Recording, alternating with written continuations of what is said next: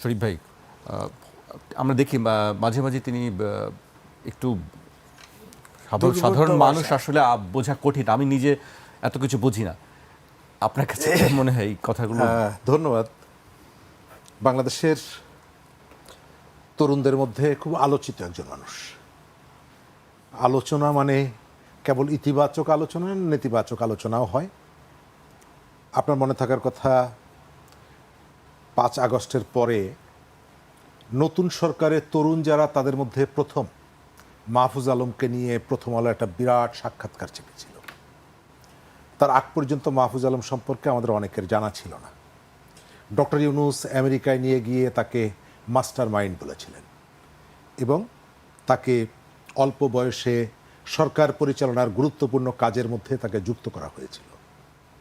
সেই যুক্ত থেকে অনেকগুলো দায়িত্ব তার উপরে পড়ে, আবার তিনি তার দায়িত্ব যথাযথভাবে পালন করেননি বলে তার সহকর্মীদের অভিযোগ আছে। আবার বিভিন্ন সময় সরকারের ভেতরকার অনেক বার্তা মানুষ পেয়েছে তার লেখার মধ্য দিয়ে। কখনো কখনো দেখা গেছে সরকারটা যেভাবে চলছে তার লেখার ভাষার সাথে মিলছে না, স্পিরিটের সাথে মিলছে না। আবার যাদের সরকার বলে আমরা জানতাম, তাদেরও বিপক্ষে কখনো কখনো কথা বলেছে। বাংলাদেশের তরুণদের মধ্যে, রাজনীতিবিদদের মধ্যে অনেক ধরনের রহস্যময় আচরণ তার মধ্যে আছে। সরকার থেকে পদত্যাগ করা, আবার নতুন একটা দল গঠনের উদ্যোগ গ্রহণ করা, মেইন স্ট্রিম পলিটিক্স থেকে নিজেকে দূরে সরিয়ে রাখা। সর্বশেষ গত কয়েকদিন আগে রাতের বেলায় ব্রাজিল বিশ্বকাপ থেকে বিদায় নেওয়ার পর তিনি এই ধরনের একটা স্ট্যাটাস দিয়েছেন। তিনি যেহেতু একজন পলিটিশিয়ান, নিশ্চয়ই এর মধ্যে পলিটিক্স আছে, খেলা আছে, খেলা শেষ তিনি বলছেন। তো আমার কাছে খেলা শেষ হয়ে গেছে এটা মনে হয় না। আমার কাছে মনে হয় খেলাটা জমে উঠছে। পলিটিক্সের খেলা, পলিটিক্স নিয়ে রাজনীতির খেলা, অথবা রাজনীতি নিয়ে পলিটিক্সের খেলা। আপনি বাংলাদেশের রাজনীতিতে আমাদের প্রতিবেশী এবং দূরবর্তী দেশগুলোর যে ভূমিকা, সেই ভূমিকা আমরা কম বেশি সবসময় জানি। তারা এখানকার পলিটিক্সে বিভিন্ন সময়ে যুক্ত হয়ে ভ্যালু অ্যাড করেছেন, এ পক্ষে ও পক্ষে। এটা স্বাধীন দেশের জন্য কোনোভাবেই কাঙ্ক্ষিত না, কিন্তু সেটি হয়েছে। আমরা জুলাই অভ্যুত্থানে দেখছি এটাকে নানা জায়গা থেকে নানা রকমের ব্যাখ্যা বিশ্লেষণ করা হয়েছে। আজকে দেখলাম সোশ্যাল মিডিয়ায় জামাতের নেতা এবং সাবেক বিএনপি নেতা মেজর আখতারুজ্জামান বেসিক অনেকগুলো জায়গায় কতগুলো প্রশ্ন তুলেছেন। আবার হঠাৎ করে মার্কিন দূতাবাসের যে আয়োজন আমাদের সংসদ ভবনের সামনে, এর ভেতর থেকে আমার কাছে মনে হয় এটাকে তিনি মিন করেছেন কিনা যে তাদেরকে পূর্ণ কর্তৃত্ব তাদের হাতে আমরা তুলে দিয়েছি বা তাদেরকে জায়গাটায় বসিয়ে দিয়েছি। কারণ হলো এটা একটা দেশের জন্য খুবই অবমাননাকর। দ্বিতীয়ত আমরা দেখলাম যে হেফাজতে ইসলাম দেখলাম এটার বিরুদ্ধে একটি বিবৃতি দিয়েছে। এখন বাংলাদেশের পলিটিক্সে কে কোন দিকে যায় এটি বোঝা খুব মুশকিল। একসময় আমেরিকার বিরুদ্ধে, বিশেষ করে আমেরিকার স্বার্থের বিরুদ্ধে, তাদের যে নানা রকমের অন্যায় তৎপরতার বিরুদ্ধে আমরা যাদের সাথে মিছিল করেছি অথবা পেছনে মিছিল করেছি, আমাদের জুনায়েদ সাকিব ভাই, আমি মন্ত্রী হিসাবে তার কথা বলছি না, পলিটিশিয়ান সাকিব ভাইয়ের কথা বলছি, তাকেও দেখলাম সেই অনুষ্ঠানে হাজির। এবং অন্য যে রাজনৈতিক দলগুলো, এনসিপির কাউকে দেখলাম না, অন্য রাজনৈতিক দলগুলোকে দেখলাম না, বিএনপি এবং জামাতকে দেখলাম। এবং প্রশ্ন তৈরি হলো নতুনভাবে, বাংলাদেশের পার্লামেন্টের সামনে এই সুযোগটা আপনি অন্য কোনো দেশকে আপনি দিবেন কিনা? কালকে চীন যদি চেয়ে বসে, পরশুদিন যদি পাকিস্তান বলে, ভারত বলে যে আমাদেরকে দিতে হবে, আপনি দিবেন কিনা? এক। দ্বিতীয়ত হচ্ছে, এটা আমেরিকার 250 বছরের প্রতিষ্ঠাবার্ষিকী, জন্মদিন, অবশ্যই এটি জাঁকজমকপূর্ণভাবে হবে। কিন্তু যেভাবে আমাদের আইন প্রণেতারা তাদের ওয়ারেন্ট অফ প্রেসিডেন্সের অনেক নিচে অবস্থান করা আমেরিকান রাষ্ট্রদূত যেভাবে দাঁড়িয়ে আছে, আর তাদের সামনে যেভাবে নতজানু হয়ে দাঁড়িয়ে আছেন এবং এক ধরনের ক্যাবলাকান্তের মতন ফে ফে করে হাসছেন, এটা বাংলাদেশের জন্য খুবই অবমাননাকর। তারা বুঝতে পারেন কি না তাদের এই যে চালাকিটা পাবলিক ধরতে পারে? ইরানের প্রেসিডেন্টকে হত্যা করেছে ইসরায়েল এবং আমেরিকা। সেই অনুষ্ঠানে, ইরানের প্রেসিডেন্টের অন্ত্যেষ্টিক্রিয়ায়, তার বিদায় অনুষ্ঠানে স্পিকারের নেতৃত্বে একদল চলে গেলেন, জামাতের নেতা গেলেন, এনসিপির নেতারা গেলেন, আর আরেক দল চলে এলেন আমেরিকার অনুষ্ঠানে, যে আমেরিকা ওই হত্যাকাণ্ডের সাথে সরাসরি যুক্ত এবং তারা নিজেরাই স্বীকার করে, এবং তারা মাঝখানে আমাদেরকে কি ভাবলেন আমরা জানি না। তবে আমরা যেটা বলতে পারি, এটা হচ্ছে রাজনীতির হিপোক্রেসি। এটা এক ধরনের ওই যে কি বলে মোনাফেকি। আপনি একুলেও আছেন, আপনি সেকুলেও আছেন। আপনি রাস্তায় দাঁড়িয়ে মানুষের সামনে বলছেন যে বলছি একটা, পাশ্চাত্যের করছি আর একটা, আপনি বলছেন পাশ্চাত্যের অপসংস্কৃতি, পাশ্চাত্যের যে রাজনীতি, পাশ্চাত্যের যে ভোগবাদ, অথচ আমেরিকার সামনে দাঁড়িয়ে বলছেন তুমি আমার 1000 বছরের বন্ধু। তো আপনার যদি বন্ধুত্ব তো তার সংস্কৃতিকে বাদ দিয়ে না, বন্ধুত্ব তার ওই যে ভোগের সংস্কৃতি বাদ দিয়ে না, তার যে আগ্রাসী রাজনীতি সেটাকে বাদ দিয়ে না। তার মানে হলো যে এখানে আপনি একদিকে এক ধরনের কথা বলছেন, সেখানে আর এক ধরনের কথা বলছেন। বাংলাদেশের শেখ হাসিনার সময়ে সবথেকে আলোচিত জঙ্গিবাদ, সেই জঙ্গিবাদ, তার আগে আমরা বহুবার বলেছি যে এখানে জঙ্গিবাদের বিস্তার হচ্ছে। একটি অংশ এটা বলার সঙ্গে সঙ্গে এখনো এসে বলে যে শেখ হাসিনা বিদায় নেওয়ার সঙ্গে সঙ্গে জঙ্গিবাদ বিদায় নিয়েছে। নো, বিএনপি তো জঙ্গিবাদের দ্বারা আক্রান্ত যেমনি হয়েছে, বিএনপির জঙ্গিবাদকে আবার কিন্তু কবর দেওয়ারও চেষ্টা করেছে। এখানে উগ্রপন্থীদেরকে প্রথম ফাঁসির কাস্টে ঝুলিয়েছে বিএনপির শাসনামলে, এবং দৃঢ়তার সাথে বাংলা ভাই আব্দুর রহমান তাদেরকে।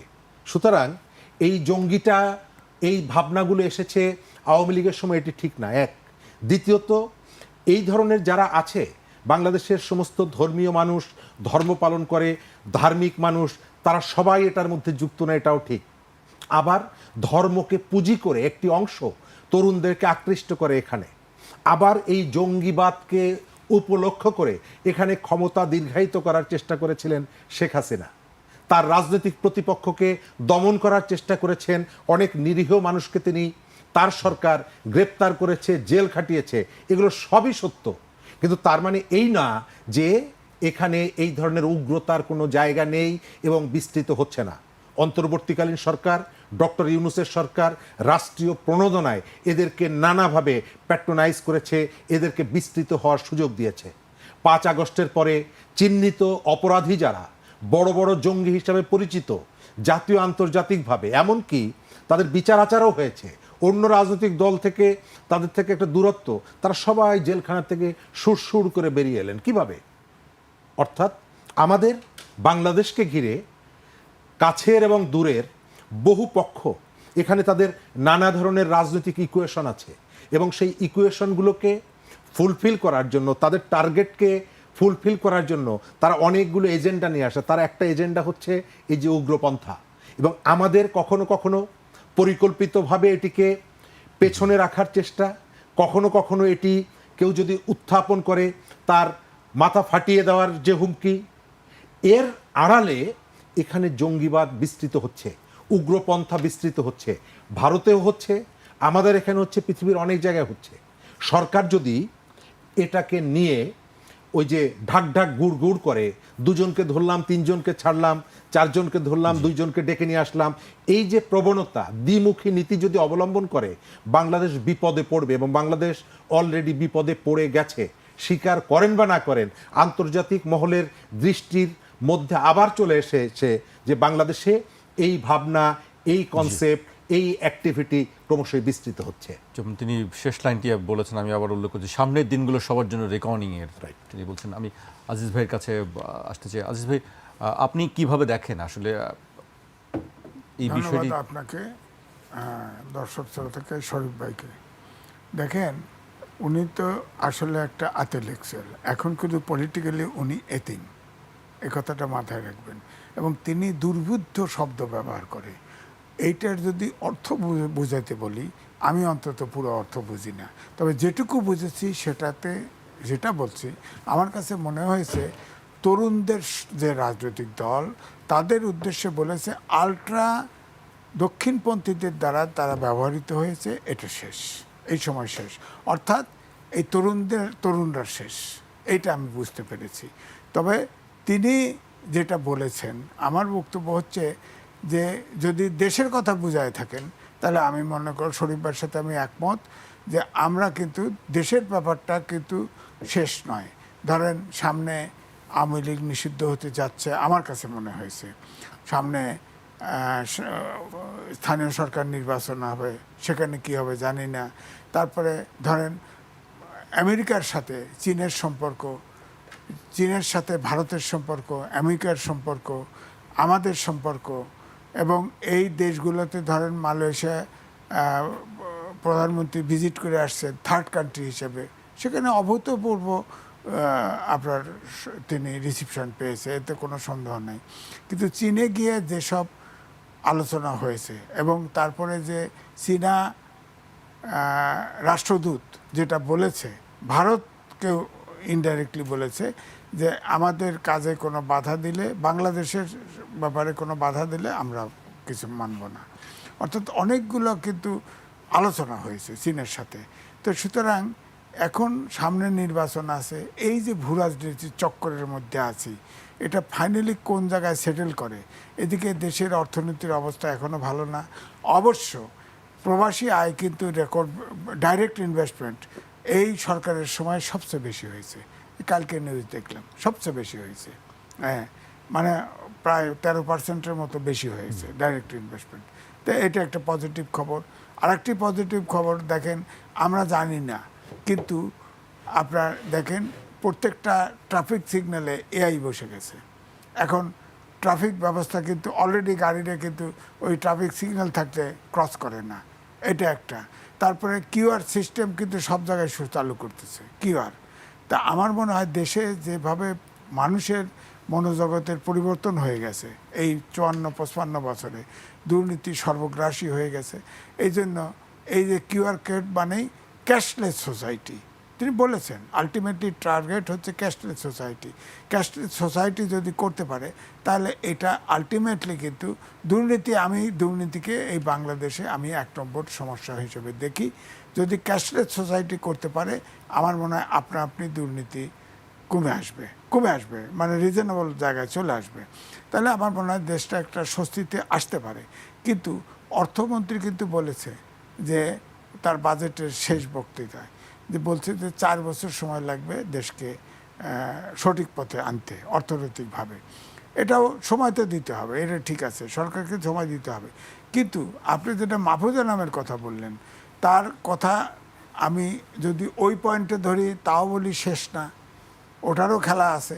হ্যাঁ, আবার যদি বলি দেশের কথা, তিনি একটি কথা বলছেন, আমি আবার একটু উল্লেখ করি। মব সন্ত্রাস, মাজার, পত্রিকা অফিস ও সাংস্কৃতিক প্রতিষ্ঠানে হামলায় ওদের মার্সেনারি হিসেবে ব্যবহারের ভেতর দিয়ে নির্বাচনী বৈতরণী পার করা শেষ, এখন হাত দিয়ে ফেলবে জাসি রাইট উইং বলয়। হ্যাঁ, ওইটাই কি কাকে কি ব্যবহার করলো, কে কার দ্বারা ব্যবহার হইতে হলো, কে ব্যবহার করলো? ব্যবহার তো উনি তখন স্পেশাল অ্যাসিস্ট্যান্ট ছিলেন প্রধান উপদেষ্টার, উনি তো ওই খেলায় ছিলেন, ব্যবহারের খেলায় ছিলেন। তো তিনি মাস্টার মাইন্ড ছিলেন।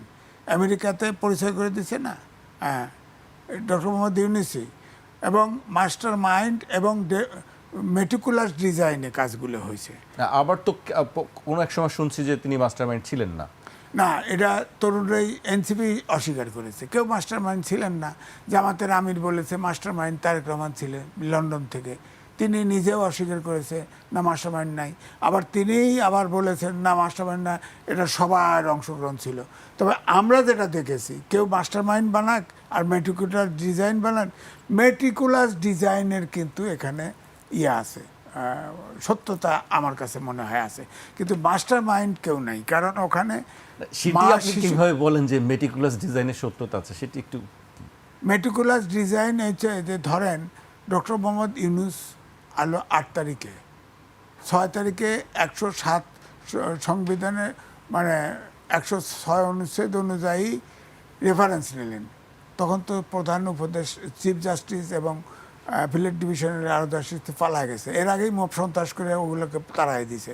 তো এটা দিল কে, রেফারেন্সটা দিল কে? এক, এই রেফারেন্সে যে কোনো আজ পর্যন্ত কোনো রায় খুঁজে পাওয়া যায় না। হ্যাঁ, তারপরেও আসেন ওটার পরে এই বর্তমান যে রাষ্ট্রপতি আছে তিনি ইউনূস সহ সবাইকে নিয়োগপত্র দিছে, নিয়োগপত্র গ্রহণ করছেন। তারপরে সংবিধান অনুযায়ী ওথ নিয়েছেন, অধ্যাদেশ জারি করেছেন। ডক্টর মোহাম্মদ ইউনূস কিন্তু আপনার সংবিধান নিজেই ভায়োলেট করছে। এক, নির্বাচনটা সঠিক সময় দেয় নাই, এটা 18 মাস দেরি করছে, এটা একটা ধরেন যদি 6 মাস 3 মাসের ভিতরে নির্বাচন হওয়ার কথা সংবিধান অনুযায়ী, এটা যদি প্রস্তুতির অভাব থাকে ইলেকশন কমিশন আর 3 মাস, 6 মাসের ভিতরে যদি ইলেকশন দিত তাহলে নেপালের মতো হতে পারতো, তরুণরাই ক্ষমতায় আসতে পারতো, তরুণদেরকে ভোট, তখন তো তরুণদের জোয়ার, মানুষের হয়তো আস্থা করতে পারতো।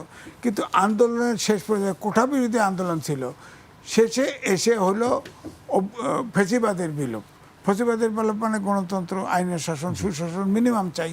তো আপনি যেটা বলছেন মেটিকুলার ডিজাইন, ইউনুস যখন প্রধান উপদেষ্টা ছিল তার উপদেষ্টা হেঁটে যায়, মানুষ বলে আপনি আজীবন থাকেন, 5 বছর থাকেন, 7 বছর থাকেন, বলতো না। এবং তিনি ক্ষমতা ছাড়তে চান নাই আসলে। এবং আমি ওই সময় বলছি, বারবার বলছি, বিএনপি সম্পর্কে বলেছি, ইউনুসের ফাটাবাসের চিপায় বিএনপি পড়ছে, বিএনপির সময় খেয়াল করে নাই। বিএনপি খালি কোনোভাবে একটা ইলেকশন চেয়েছে, ওই মেটিকুলাস ডিজাইনের অংশ। আন্দোলনটাও বলা হচ্ছে, আপনি আছে না যে আমেরিকার ফান্ড আসছে, তো ট্রাম্প নিজে বলছে তো ফান্ড আসছে এই আন্দোলনের জন্য বাংলাদেশে, সে টাকাগুলো কে নিল? সে টাকাগুলো তো আজ পর্যন্ত খোলাসা করলো না। বিএনপি সরকারও তো খোলাসা করা উচিত ছিল যে ওই আন্দোলনের আগে আমরা তো পেয়েছি যে এই যে ভোটের সময় কে কে পয়সা নিচ্ছে, এটা তো আমরা জেনেছি।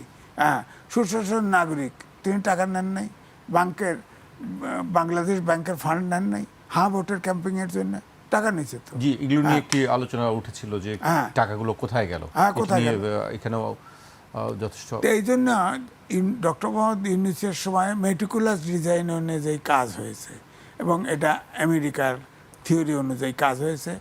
-2 ফর্মুলার জায়গায় পরবর্তীতে -3-4 ফর্মুলা ওয়ার্ক করার চেষ্টা করছে, ফাইনালি সেটা হয় নাই।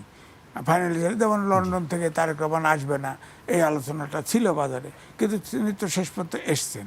যেভাবেই হোক না, তিনি হয়তো কোনো আশ্বস্ত করতে পারেন, কিছু করতে পারেন, আসছে তো, তিনি এসে তো হ্যান্ডেল ধরেছে। কিন্তু আমার বক্তব্য হচ্ছে আমাদের দেশটা খুব কঠিন দেশ, আমাদের দেশে। কারণ আমাদের দেশে 50 বছরে 54 বছর দেশ স্বাধীন হয়েছে, 55 বছর পড়লো, জাতি গঠন করতে পারিনি। 10 প্রকারের শিক্ষা, সব মাস্টার ডিগ্রি দেওয়া, যার ফলে কোনো জাতি নিশ্চয়ই আগামীতে আমরা একটি সুন্দর জাতি গঠন করতে পারবো। আপনার কাছে আমি আবারও আসছি, আমি শরীফ ভাইয়ের কাছে আসতে। শরীফ ভাই, নির্বাচনী বৈতরণী পার করা শেষ, আরেকটি নির্বাচন আমরা দেখতে যাচ্ছি। আগস্টের 2য় সপ্তাহে তফসিল ঘোষণা করা হবে, মানে 1 মাস পর প্রথম ধাপের যে স্থানীয় সরকার নির্বাচন। গতকাল আমরা দেখেছি যে প্রধানমন্ত্রীর তথ্য উপদেষ্টা তিনি বলেছেন, তথ্য প্রযুক্তি উপদেষ্টা। আপনি কাছে কি মনে হচ্ছে আসলে যে নির্বাচন? ধন্যবাদ। প্রথমত, এই যে স্থানীয় সরকার নির্বাচন, এটা আমি প্রধানমন্ত্রীর তথ্য বিষয়ক উপদেষ্টার বাইরে আর কারো মুখ থেকে শুনছি না।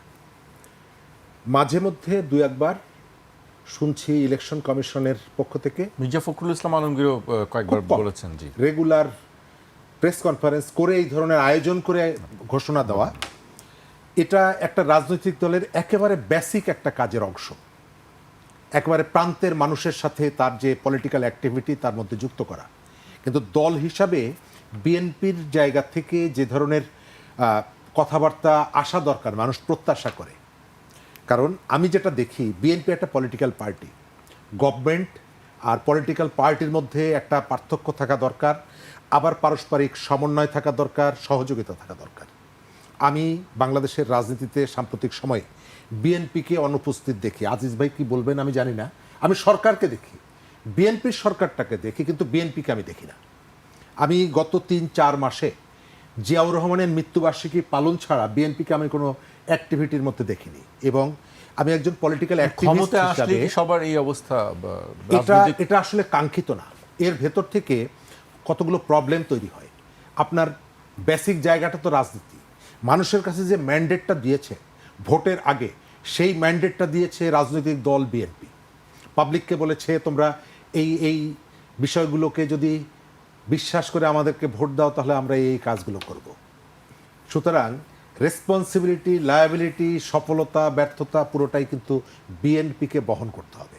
আমি বিএনপি বলতে যাদেরকে জানতাম, যাদেরকে চিনতাম, যে ফিগারগুলোকে দেখেছি, ঢাকা জজকোর্টের সামনে বসে থাকতে দেখেছি, হাইকোর্টের সামনে মিছিল করতে দেখেছি, পল্টনে দৌড়াতে দেখেছি, হাত করা দেখেছি, আমি এদের অনেককে দেখি না। এবং এটা আমার কাছে মনে হয় যে এটি বিএনপির একটা কৌশল হতে পারে।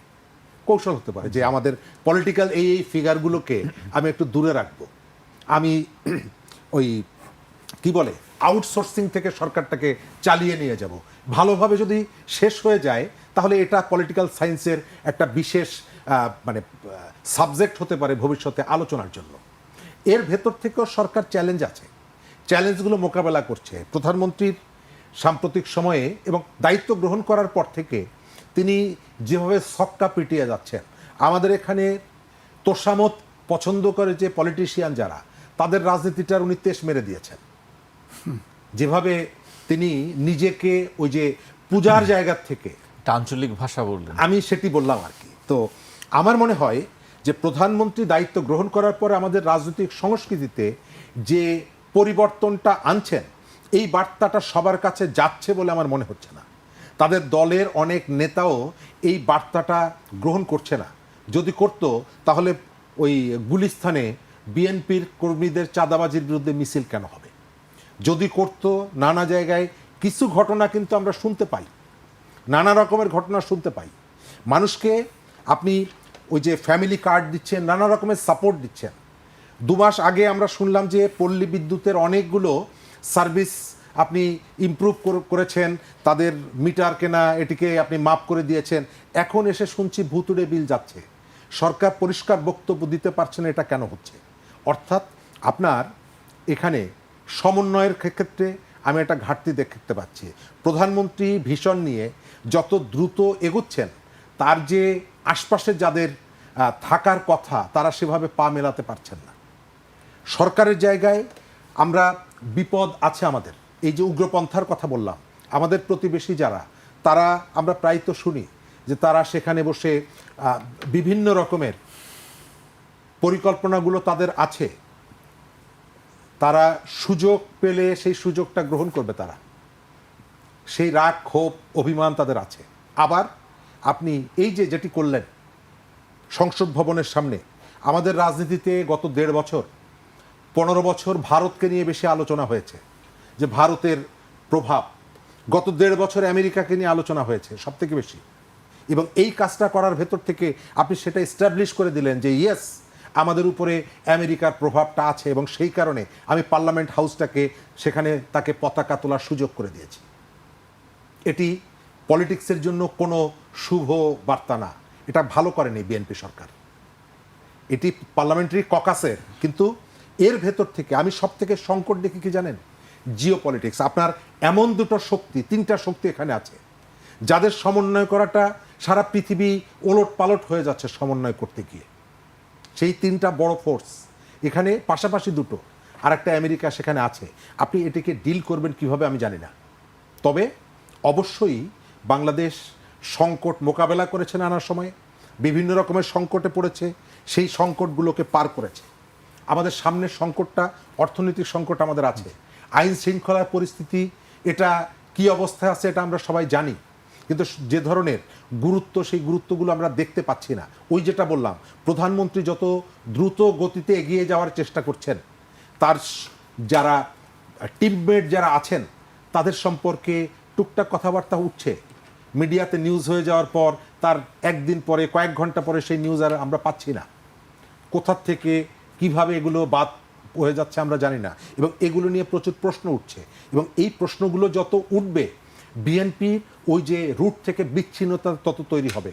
তার যে সাথে যে রাজনৈতিক দলটি আছে বিরোধী দল হিসাবে, পার্লামেন্টে তার পারফরমেন্স ভালো না, পার্লামেন্টে সে দক্ষতা দেখাতে পারছে না, কিন্তু সোশ্যাল মিডিয়া এসে এমনভাবে অপপ্রচার থেকে ভুল তথ্য, মিথ্যা তথ্য প্রচার করছে, মানুষ একটা পর্যায়ে বিশ্বাস করে নিচ্ছে। আপনি বিএনপির যে পলিটিক্সের কথা বললাম, আপনি খেয়াল করেছেন গণভোট নিয়ে সারা দেশে অপোজিশন জোট, তারা সারা দেশে প্রোগ্রাম করছে। তো এটি বিএনপির বক্তব্যটা কি এর প্রেক্ষিতে আপনি কি কোথাও শুনেছেন? এই জায়গাগুলোতে আপনাকে পাবলিকের কাছে যেতে হবে, আপনি যাচ্ছেন না। আমি শেষ করছি ওই জায়গাটায় যে আমাদের অর্থনৈতিক যেমন চ্যালেঞ্জ আছে, আমাদের রাজনৈতিক চ্যালেঞ্জ আছে। সব থেকে বড় চ্যালেঞ্জটা হচ্ছে জিও পলিটিক্সের সমন্বয় করা। সেই সমন্বয়টা আপনি করতে পারবেন কিনা, এই দক্ষতা কতটুকু আপনার মধ্যে আছে, এটা বোঝা যাবে কাজের ভেতর থেকে। জি, শরীফ ভাই আপনার কাছে আবারও আসবো, আমি আজিজ ভাইয়ের কাছে আসছে। আজিজ ভাই, আমি শরীফ ভাইয়ের কাছে বেশ একটা প্রশ্ন রেখেছিলাম, শরীফ ভাই উল্টো অনেকগুলো প্রশ্ন ছুড়ে দিয়েছেন, মানে উত্তরগুলো নিশ্চয়ই যারা জানেন তারা দিবেন। আপনার কাছে কি মনে হয় স্থানীয় সরকার নির্বাচন কি খুব দ্রুতই হচ্ছে এবং কেমন পরিবেশ দেখছেন সেই নির্বাচনের আসলে, বা রাজনৈতিক মেরুকরণ কেমন হতে পারে নির্বাচনে? উপদেষ্টা ডাক্তার জাহিদুর রহমানের রেফারেন্সই দিতে হয়। প্রথমে তিনি বলেছিলেন যে যারা নির্দোষ আওয়ামী লীগের, তারা যেহেতু প্রতীক নাই, রাজনৈতিক দলের অধীনে নির্বাচন হচ্ছে না, সুতরাং আওয়ামী লীগের যারা নির্দোষ তারা নির্বাচনে অংশগ্রহণ করতে পারবে। এটাতে তারা আশান্বিত হয়েছে, নানাভাবে ধরেন আলোচনায় আসছে। এদিকে তিনি আবার আর একটা কারেকশন দিছে যে আপনার আওয়ামী লীগের তো সামনে ট্রাইব্যুনালে বিচার হচ্ছে, এটাও তো দেখতে হবে। আবার চিফ প্রসিকিউটর তো বলেই দিল যে এটা তদন্ত হচ্ছে, আওয়ামী লীগের বিচারের বিষয়টা তদন্ত হচ্ছে। তার মানে আমরা ধরে নিতে পারি ট্রাইব্যুনালের আইনটা এমন আইন যে অডিও, ভিডিও, কানে শোনা, চোখে দেখা সব রকমের সাক্ষী, সুপিরিয়র রেসপন্সিবিলিটি, সব সাক্ষী গ্রহণযোগ্য, রাজসাক্ষী গ্রহণযোগ্য। সুতরাং ট্রাইব্যুনালে কারো কেস গেলে সরকার না চাইলে বেরোনো সম্ভব না, বিচার বিভাগ না চাইলে বেরোনো সম্ভব না। তার মানে আমি ধরে নিতে পারি ওই স্থানীয় সরকার নির্বাচনের আগে আওয়ামী লীগ নিষিদ্ধ হচ্ছে, আমি এটা ধরে নিতে পারি। এখন নিষিদ্ধ হলে পরিস্থিতিটা কি দাঁড়াবে? সুতরাং আমি বলবো ইলেকশন কমিশন কিন্তু অনেকগুলো কাজ করবে। ইতিমধ্যে বলেছে, একদিন বলেছে যে ইলেকশন কমিশনের একজন বললেন যে নির্বাচন আমরা অক্টোবরের আগেই আওয়ামী লীগ নিষিদ্ধ হচ্ছে। হ্যাঁ, আমার ধারণা হয়ে যাচ্ছে, কারণ তদন্ত তো চলছে, তদন্ত ট্রাইব্যুনাল তদন্ত বেশি দিন লাগবে না। হ্যাঁ, তদন্ত তো হবে। তো এখন আমার বক্তব্য হচ্ছে, ধরেন ভোটার 18 বছর বয়স হলেই ভোটার হতে পারবে, এবং অনেকের এনআইডিতে ছবি চেনা যায় না, অমুক চেনা যায় না, এগুলো চেঞ্জ হবে। তবে তা কারোর নাম চেঞ্জ হবে না, বয়স চেঞ্জ হবে না, এটা বলছে। হ্যাঁ, তো এখন ধরেন এই যে অনেকগুলো করছে, কিন্তু একটা জিনিস কিন্তু আমি ইয়ে পাইনি, ক্লিয়ার হয়নি, আরপিও সংশোধনের কথা বলে নাই। আমার মনে হয় যে নির্বাচনে আরপিওতে বলা উচিত কে নির্বাচন করতে পারবে, কে করতে পারবে না, এবং কার নির্বাচনের বৈধ হবে, কার ক্যান্ডিডেটস আর বৈধ হবে না। আরপিওতে যদি এটা বিস্তারিত লিখে দেয় তাহলে নির্বাচনটা আমার মনে হয় আরপিওতে তো আছে যে কারা আসলে নির্বাচন করতে পারবে না, সেটা যেটা আছে ধরেন আছে, যেমন আছে ধরেন একটা ফৌজদারি অপরাধ, শরীফ ভাই পলিটিশিয়ান, ফৌজদারি অপরাধ আইন মামলা হলেও তিনি ইলেকশন করতে পারবেন যতক্ষণ পর্যন্ত দণ্ড না হবে। তো সুতরাং আপনাকে ক্লিয়ার করতে হবে। ধরেন আওয়ামী লীগের লোকজন এমন, ধরেন জানাজা যায় সেখানে কয় জয় বাংলা, তো তাহলে তো আইডেন্টিফাইড হয়ে যায়। শরীফ ভাইকে দিয়ে আবার শুরু করি নাকি আমি আরেকটু বলে শেষ করলে হয়তো। ধরেন এখন আরপিওতে যদি এটা পরিষ্কার করে দেয়, ধরেন স্থানীয় সরকার নির্বাচনে প্রত্যেকটা লোককে কিন্তু প্রত্যেকটা লোক চেনে যারা রাজনীতি করে, যে কোন দলের সমর্থক সে। আর বাংলার মাটি সোনার ঘাঁটি, আপনি খেয়াল করে দেখেন শেখ হাসিনার এই যে রিপ্রেশন, গুম খুম, আয়না ঘর, কত কিছু ঘটলো। একটা বিএনপি একটা কর্মী নেতা বা জামাতের একটা নেতা কর্মী দল বদলাইছে, তারা নিষ্ক্রিয় হয়েছে দু একজন, কিন্তু কেউ দল বদলায় নেই। আওয়ামী লীগের এরা কিন্তু সমর্থকরা কোনো দল বদলাবে না। আমি বললাম না বাংলার মাটি সোনার ঘাঁটি।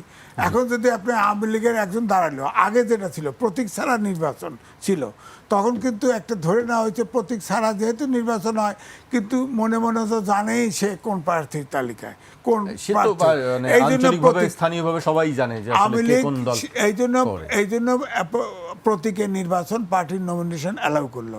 সেটাতে আপনার স্থানীয় সরকার বিশেষজ্ঞরা এরা বিরোধিতা করলো যে এখন তো নিরপেক্ষ লোক আসতে পারে না। নিরপেক্ষ লোক আসার মতো যদি রাজনৈতিক শৃঙ্খলা ফিরে না আসে, রাজনীতিতে ভিতরে যদি গণতান্ত্রিক শৃঙ্খলা ফিরে না আসে, তাহলে তো হবে না। সবাই সবাইকে চেনে। এখন ধরেন একজন আওয়ামী লীগের সমর্থক সে প্রার্থী হলো, কি করবেন? তাহলে বলতে হবে তো, এটা বলতে হবে তো। আপনি তো বলছেন যে সে জয় বাংলা স্লোগান দিবে। হ্যাঁ, দিয়ে ফেলবে। ওরা মনের অজান্তেই স্লোগান দিয়ে ফেলে, তো তখন তো আইডেন্টিফাইড হয়ে যাবে। সুতরাং এই জন্যে আরপিওতে ক্লিয়ারলি লিখে দিতে হবে, যে পরিষ্কার ডিটেল লিখে দিতে হবে এই জায়গাটায় কে প্রার্থী হতে পারবে, কে প্রার্থী হতে পারবে না। ফৌজদারি অপরাধ যার বিরুদ্ধে আছে সে পর্যন্ত বাতিল কিনা, তারপরে জয় বাংলা স্লোগান, এগুলো আসবো আমি আপনার কাছে আবার। আমি শরীফ ভাইয়ের কাছে আসতে চাই। শরীফ ভাই, তারা একটু অপেক্ষা করুন। প্রধানমন্ত্রী তথ্য উপদেষ্টা জাহিদুর রহমান বলেছেন এখন পর্যন্ত তাদের কর্মকাণ্ড নিষিদ্ধ আছে, তারা একটু অপেক্ষা করুন। আদালতে যাবে, স্বরাষ্ট্রমন্ত্রী বলেছেন আন্তর্জাতিক অপরাধ ট্রাইব্যুনাল থেকে জানানো হয়েছে তদন্ত চলছে, সেই সময় পর্যন্ত অপেক্ষা করতে হবে। বিচারে যদি দেখা যায় তাদের নিষিদ্ধ করা হচ্ছে না, আবারও বলছি এটা আদালতের এখতিয়ার, তিনি সব পক্ষকে শুনে সিদ্ধান্ত নেবেন, তাহলে তারা কর্মকাণ্ড করতে পারবেন। প্রথমত আওয়ামী লীগ আছে কি নেই এটা নিয়ে আলোচনা, তো আওয়ামী লীগ কীভাবে এখানে অ্যাক্টিভ হবে এটা নিয়ে আলোচনা। তো আমরা আগস্টের পরে যেটা শুনেছিলাম যে আওয়ামী লীগ নেই, এখন কিন্তু গত 1.5 বছর 2 বছরের যত আলোচনা মূলত আওয়ামী লীগকে নিয়ে। মাঝে মধ্যে 2-1 জন এসে আওয়ামী লীগের পক্ষে খুব বোল্ডলি কথা বলে এবং তাদের বিরুদ্ধে আবার বাইরে কথা বলে। সেন্টার পর্যন্ত এখন পর্যন্ত আওয়ামী লীগের ভালো, আওয়ামী লীগের খারাপ, আওয়ামী লীগ আসতে পারবে কি আসতে পারবে না। আমাদের যে বড় প্রশ্ন থাকে, আমাদের যে বড় ব্যর্থতা সেটা হলো যে রাজনৈতিক দলটিকে আপনি গণঅভ্যুত্থানের ভেতর থেকে বিতাড়িত করলেন, যাদের একটা বড় অংশ দেশ থেকে পালিয়ে যেতে বাধ্য হলো, সেই রাজনীতির বিপরীতে আপনি কোনো রাজনীতি নির্মাণ করতে পারেন নাই। আমাদের গত 2 বছর 2.5 বছরের রাজনীতির ফোকাসটা ছিল নয়া বন্দোবস্ত। আমাদের তরুণরা যেটা বলেন, আমাদের এখানে নয়া বন্দোবস্ত হয়েছে। সর্বশেষ জাতীয় যে নির্বাচন, সেই নির্বাচনে তো সরকার গঠন করেছে বিএনপি, প্রধান বিরোধী দল জামাত। এটা তো আর নয়া ফোর্স না, নয়া শক্তি না, এটা তো পুরনো শক্তি। তাহলে সেই নয়া বন্দোবস্তটা এখানে কি বলছেন যে সরকার বিরোধী দল, সরকারি দল এবং বিরোধী দল জামাত এবং বিএনপি, বিএনপি সরকার গঠন করেছে, জামাত বিরোধী দল, দুটো দলই তো পুরনো। তাহলে আমার সেই নয়ার বন্দোবস্তটা কোথায়? আমি যে গত 2 বছর ধরে শুনলাম, তার অর্থ হলো যে আপনি নতুন রাজনীতি এখানে নির্মাণ করতে পারেননি। আপনার রাজনীতিটা এখন পর্যন্ত আটকে আছে ওই পুরনো রাজনীতির মধ্যে। সেই পুরনো রাজনীতির ভেতর থেকে কখনো কখনো নানা সংকট উপেক্ষা করে মুসলিম লীগ মাথা তুলে দাঁড়াবে কি না আমি জানি না, এটি নির্ভর করছে আপনার উপরে। আমি মুসলিম লীগ শব্দটা ইচ্ছা করে ব্যবহার করলাম, তাদের মাঠে তাদের কোনো উপস্থিতি নেই, কিন্তু সম্ভাবনা আমি নাকচ করে দেই না। এখানে কেউ দাঁড়াতে পারবে না আজকের পর্যন্ত, যেটা এটাই চূড়ান্ত তা না। আওয়ামী লীগের কাছে আপনি রাতের বেলায় ভোট চাইতে যান, তার মানে হলো আওয়ামী লীগ আছে। আপনি ভোটের আগে তাকে নিয়ে মিষ্টি মিষ্টি কথা বলেন, তার মানে আওয়ামী লীগ আছে। সে মিছিল মিটিংয়ে নাই। স্থানীয় সরকার নির্বাচনে আওয়ামী লীগ বহু চেষ্টা করেছে বিএনপির প্রার্থীদেরকে বাইরে রেখে এবং বিএনপিকে আঘাত করা, অথবা আমার কাছে এখনো পরিষ্কার একটা পুরনো একটা কার্টুন কিছুদিন আগে আমি সংবাদে দেখছিলাম। আওয়ামী লীগ সেই 96 সালে ক্ষমতা আসার পর স্থানীয় সরকার নির্বাচনে ওই ধান ছিটাচ্ছে যাতে বিএনপির প্রার্থীরা আসে, কিন্তু আসছে না কেউ। অর্থাৎ এখানে রাজনীতিতে ডেডিকেটেড লোক একেবারে নাই তা না। ওই আজিজ ভাই যথার্থ বলেছে, আওয়ামী লীগের যে কর্মী তারা আছে, গত 10-12 বছরে যারা আওয়ামী লীগ হয়েছিল নানা কারণে, তাদের একটা অংশ চলে গেছে, কিন্তু আওয়ামী লীগ যারা ছিল তারা আছে বলেই তো আপনি তার কাছে ভোট চাইতে যান। তবে এখন যে আছে তার বিরুদ্ধে অজস্র অভিযোগ নিয়ে এসে আছে।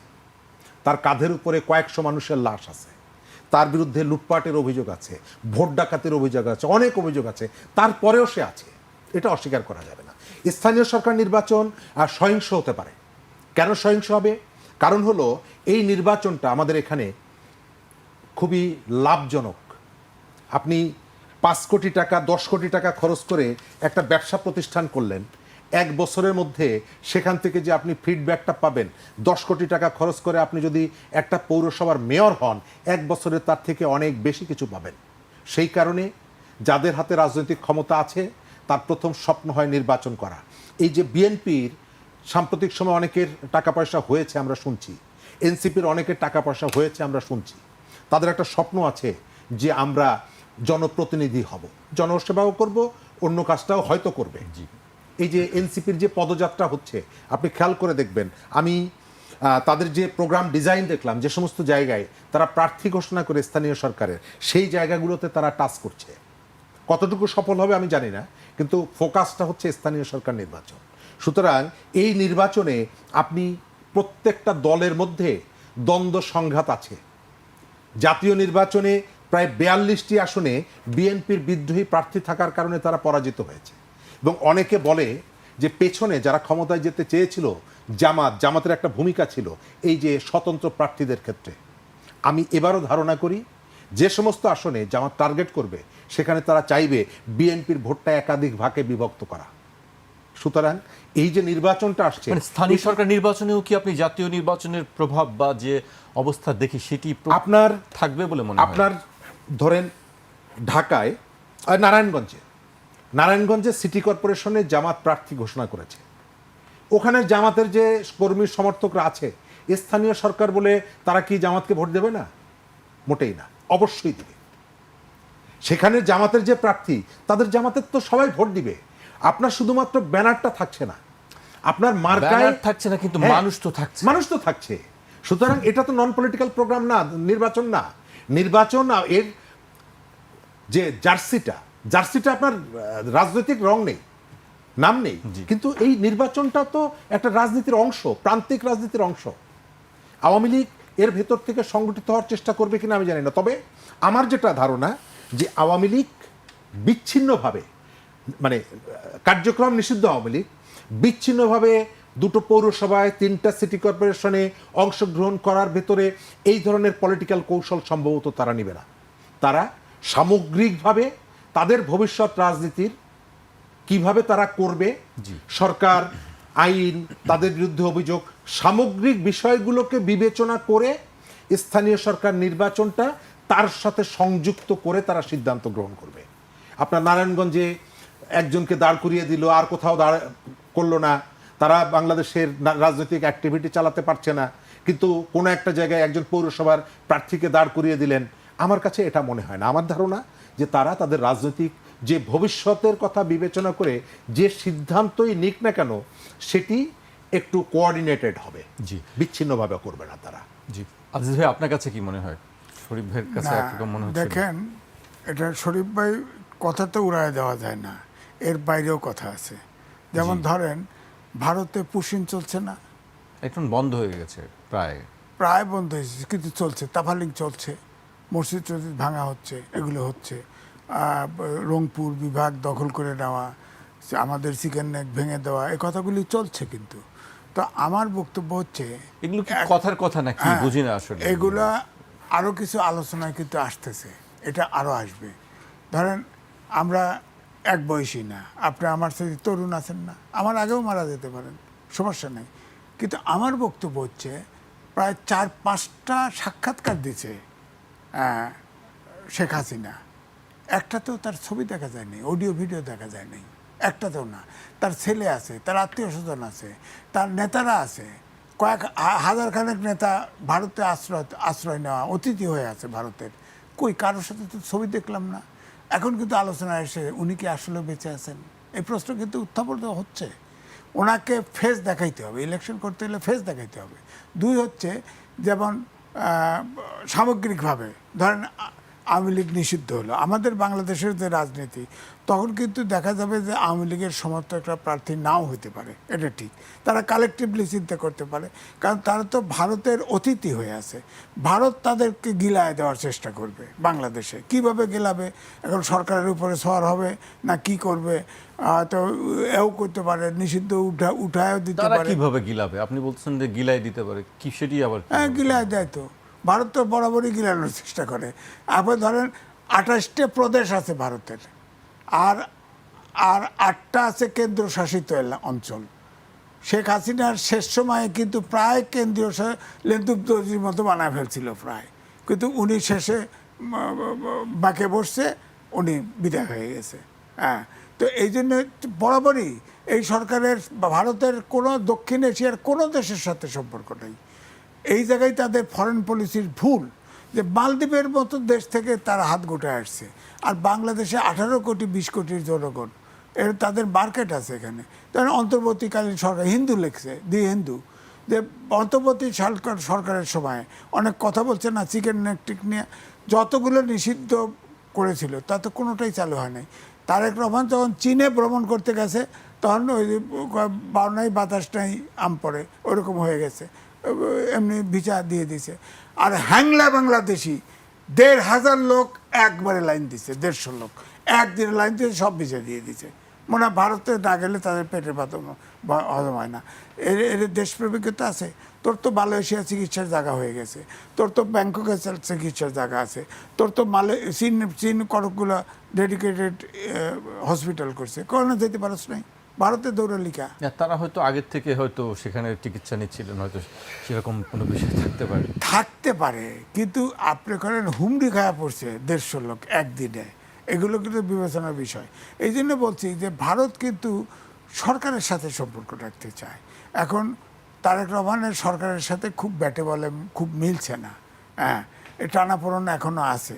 সুতরাং এই জন্য আমি বলছি যে তারা যদি আমি বললাম তো, শেখ হাসিনা সহ যতগুলো লোক এই দেশ থেকে পালায় গেছে, টাকা পয়সা নিয়ে পালাইছে, সবাই তো তাদের অতিথি। বাংলাভাষী সব অনুপ্রবেশকারী পুষিন করতেছে। কই আওয়ামী লীগের তো একটা লোক পুষিন হয় না, একটাও তো হয় না। শুভেন্দু অধিকারী নিজে হিন্দি বলে, ওর বাপ মা, ওর জন্ম পশ্চিমবঙ্গে বটে। তো এই জন্যে বলছি যে ভারত তো চেষ্টা করবে যে আওয়ামী লীগকে এখানে মাঠে করার জন্য, শেখ হাসিনা খাওয়ানোর জন্য, কিন্তু এই প্রেশারটা থাকবে।